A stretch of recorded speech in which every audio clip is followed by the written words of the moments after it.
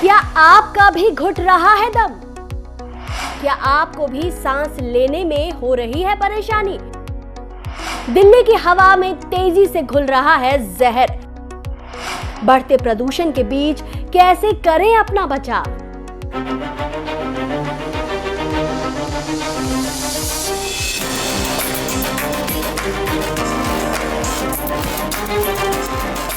Delhi NCR gas का chamber बनता जा रहा है।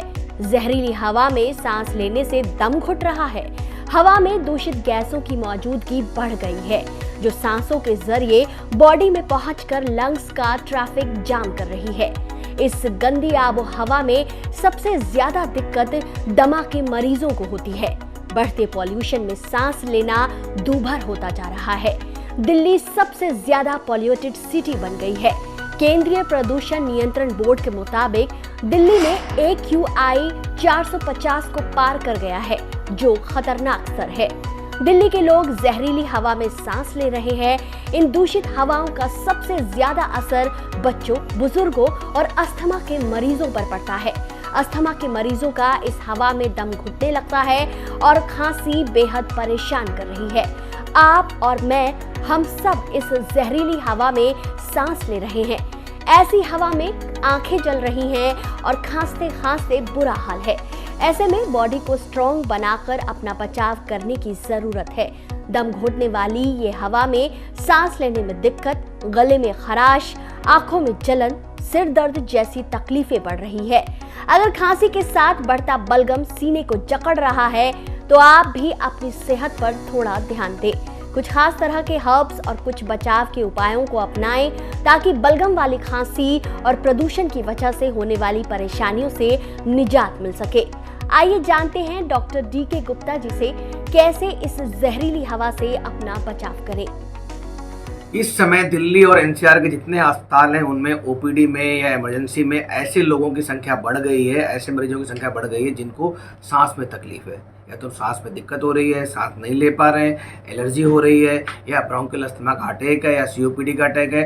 तो ये लोगों के नंबर्स बढ़ गए। इसमें बच्चे, बुजुर्ग और गर्भवती महिलाएं सब शामिल हैं। खास करके जो छोटे बच्चे हैं, जो बाहर से आए हैं, दिल्ली NCR से बाहर के हैं, उनके अंदर ब्रोंकाइटिस है, वो बढ़ गया है। और जो अस्थमा और COPD के पेशेंट्स हैं उनके अंदर acute exaggeration of bronchial asthma जिसको बोलते हैं, या COPD वो स्टार्ट हो गया, जिसकी वजह से उनकी इमरजेंसी विजिट्स बढ़ रही हैं, जिसके उनको ऑक्सीजन देना पड़ रहा है, नेबुलाइज कराना पड़ रहा है, इंजेक्टेबल दवाइयाँ देनी पड़ रही हैं, स्टेरॉइड्स देने पड़ रहे हैं। तो कहीं ना कहीं हम सबके लिए खतरनाक है।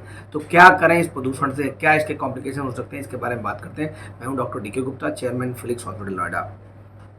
पहले जानते हैं इसके क्या क्या कॉम्प्लिकेशन है, दुष्प्रभाव हमारे शरीर पे हो सकते हैं। एक तो जो रेस्पिरेटरी सिस्टम है, श्वसन तंत्र है, उसमें COPD है, या अस्थमा है, या ब्रोंकाइटिस है, या एलर्जी है, कफिंग है, स्नीजिंग है, रनिंग नोज है, नजल कंजेशन है, चेस्ट कंजेशन है, ये समस्याएं बढ़ सकती हैं। दूसरा, जो हार्ट के पेशेंट्स हैं उनके लिए हार्ट की दिक्कत हो सकती है, हार्ट फेलियर हो सकता है, ब्लड प्रेशर उनका बढ़ सकता है। इसके अतिरिक्त हार्ट अटैक की संभावना बढ़ जाती है लॉन्ग टर्म अगर पोल्यूशन में एक्सपोजर रहता है। तीसरा, ऐसे लोग जो इनको स्किन सेंसिटिव है, जो बाहर निकलते हैं उनको स्किन में रैशेस होना, स्किन में इचिंग होना, ड्राइनेस होना, वो दिक्कत आ सकती है। इसके अतिरिक्त बहुत सारे लोगों को आंखों में जलन होना, आंखों में इरिटेशन होना, फॉरेन बॉडी जैसे सेंसेशन होना, पानी आना आंखों से, बॉटरिंग जिसको बोलते हैं, वो हो सकता है। हेडेक हो सकता है। इसको सेंट्रल नर्वस सिस्टम में अगर इन्वॉल्वमेंट बोले तो मेंटल डिसऑर्डर्स हो सकते हैं, जिसमें हेडेक बहुत कॉमन है। अगर आप लॉन्ग टर्म एक्सपोजर में रहते हैं ऐसे एरिया में जहाँ पे एयर क्वालिटी इंडेक्स 300 से ज़्यादा है, तो आपको हेडेक की संभावना हो सकती है। इरिटेशन बढ़ सकता है, क्या नाम है, सर में इंट्राक्रैनियल प्रेशर बढ़ने से कभी कभी सीवियर हेडेक के साथ साथ कभी कभी टेंट्रम थ्रो करना, एंजाइटी होना, ये सिम्टम्स आ सकते हैं। स्लीप डिप्रिवेशन होना, नींद नहीं आना, ये सिम्टम्स आ सकते हैं।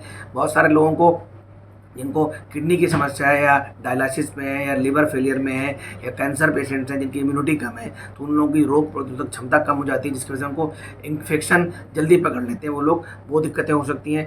बच्चों और बुजुर्गों में बात करें तो उनके जो डायबिटीज, जो हाइपरटेंशन वाले पेशेंट्स हैं, उनकी डायबिटीज बिगड़ सकती है, हाइपरटेंशन बढ़ सकता है। तो ऐसे लोगों को अपनी दवाइयाँ नियमित चेक करानी चाहिए। तो ऐसे लोगों को डॉक्टर से संपर्क करना चाहिए, तो उसका ध्यान रखना चाहिए, डाइट का ध्यान रखना चाहिए।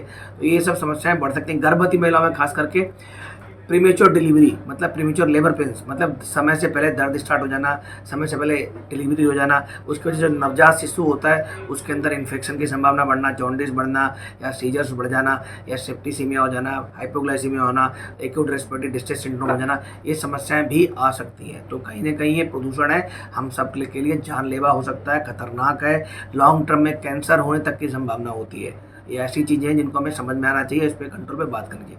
अब समझते हैं कि इस जो प्रदूषण का दुष्प्रभाव है उसको कैसे हम लोग अपने शरीर पे कम कर सकते हैं। पहली बात, अपने शरीर को स्वस्थ रखें, मतलब नींद पूरी लें, अच्छे से सोएं 6 से 8 घंटे कम से कम, घर में रेस्ट करें, मेडिटेशन करें, योगा करें, एक्सरसाइज करें, प्राणायाम करें। घर के अंदर जब रहते हैं तो तरल पदार्थों का सेवन ज़्यादा करें, मतलब लस्सी है, छाछ है, नींबू पानी है, नारियल पानी है, सूप है, इनका ज़्यादा सेवन करना चाहिए आपको। घर में जो एंटीऑक्सीडेंट्स जो लेते हैं हम लोग उसके जो सोर्स हैं उनका सेवन ज़्यादा करना चाहिए, जैसे ग्रीन लीफी वेजिटेबल्स हैं, हरे पत्तेदार सब्जियाँ हैं, विटामिन सी रिच फ्रूट्स हैं, या ऐसे फ्रूट्स हैं जो सीजनल फ्रूट्स हैं उनका खाने से हमारे एंटीऑक्सीडेंट लेवल बढ़ जाता है। घर के अंदर प्लांट्स लगाएं, ऐसे प्लांट्स, इंडोर प्लांट जिनसे ऑक्सीजन बढ़ जाता है रूम का, तो उससे आपको एयर की क्वालिटी इंप्रूव हो जाएगी। घर के अंदर आप एयर प्योरीफायर लगा सकते हैं, उससे आपके घर की हवा स्वच्छ हो सकती है। जो इसके अतिरिक्त घर में और क्या करें, घर में रहें, घर के अंदर बाहर ना निकलें, मतलब घर के बाहर जब ही जाएं जब कोई इमरजेंसी या अर्जेंसी है, वरना बाहर की जो दूषित हवा है वो आपके फेफड़ों और आपके दूसरे अंगों को नुकसान प्रभाव कर सकती है। तो अगर आप बाहर जाना भी पड़ रहा है तो N95 मास्क लगा के जाएं। स्टर्नोस एक्सरसाइज ना करें, जो जिम वगैरह लोग कर रहे हैं। एक तो इंडोर एक्टिविटीज़ करनी है, बाहर की एक्टिविटीज़ नहीं करनी है। इंडोर में भी बहुत स्टर्नोस एक्सरसाइज नहीं करनी है, बहुत लंबा ट्रेडमिल नहीं करना है। हम सबको पता है इस समय कोविड के बाद हार्ट अटैक के नंबर्स बढ़ गए हैं, तो आपको ऐसी कोई एक्सटर्नोस एक्सरसाइज नहीं करनी जो आपकी बॉडी को टॉलरेट ना हो। तो 10 से ज़्यादा मिनट तक ट्रेडमिल नहीं करनी है, हैवी एक्सरसाइजेज नहीं करनी है, मॉडरेट एक्सरसाइजेज करनी है, घर के अंदर रहना है, मेडिटेशन करना है, अपनी दवाइयाँ चेक करते रहना है। ब्लड टेस्ट जरूर कराएं अगर आपको जरा सा भी लग रहा है शक, तो अगर आप डायबिटिक हैं, हाइपरटेंसिव हैं, कार्डियक पेशेंट्स हैं, कोई और आपको क्रॉनिक बीमारी है, तो आपके अपना रूटीन हेल्थ चेकअप जरूर कराएं, अपने डॉक्टर से संपर्क में रहें। अगर इन सब बातों का हम लोग ध्यान रखेंगे तो इस प्रदूषण के दुष्प्रभाव से बच सकते हैं। इसके अतिरिक्त सरकार को और पब्लिक को ध्यान रखना चाहिए कि हम लोग प्रदूषण के अगेंस्ट खूब सारा अवेयरनेस फैलाएं, लोगों को एजुकेट करें, बच्चों को, बुजुर्गों को, सबको। Social media, print media, electronic media, बुद्धिजीवी, सबको इसके जो खतरे हैं उसके बारे में बताना चाहिए। कैसे हम इससे बच सकते हैं उसके बारे में बात करनी चाहिए। जैसे पब्लिक ट्रांसपोर्ट के बारे में हमें बात करनी चाहिए, बढ़ावा देना चाहिए इसको। मेट्रो है, बसेस हैं, CNG बसेस हैं जिसमें पॉल्यूशन नहीं होता, उनके बारे में बात करनी चाहिए। डीजल व्हीकल्स उनको बंद करना चाहिए, कार पूलिंग को बढ़ावा देना चाहिए।